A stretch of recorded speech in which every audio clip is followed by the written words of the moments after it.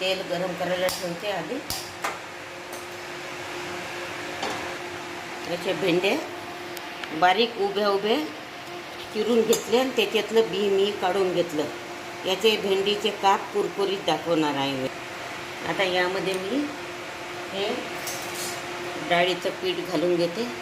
जास्त नाही, बस थोडं, लागलं तर मग टाकता येते. हे थोडं तांदळाचं पीठ,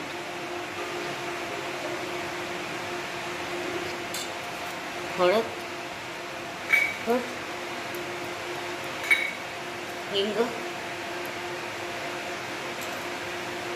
मीठ,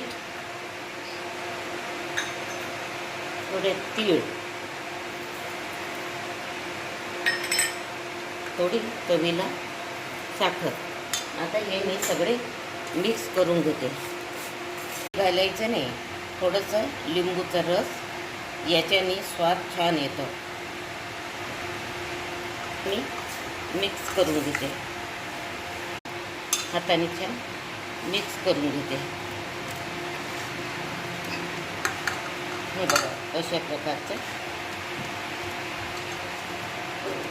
थोडं यामध्ये तांदळाचं पीठ घालून घेते,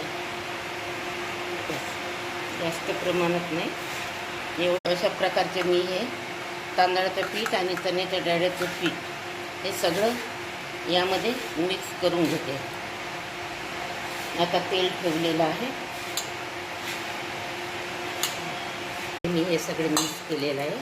आता हे तेल छान झालेलं आहे, तापलेलं आहे. त्यामध्ये मी हे टाकून घेते.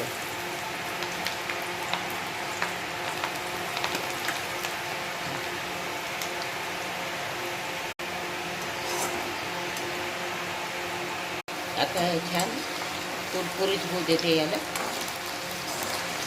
हे बघा खायचेच आहे अजून, छान होतात. या गावरानी कोवळ्या भेंड्या आहेत. बघा कुरकुरीत झाले आहे.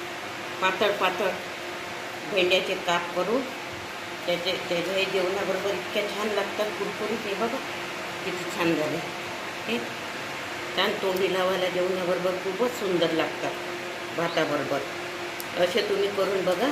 ही जर माझी रेसिपी तुम्हाला आवडली असेल, माझ्या चॅनलला सबस्क्राईब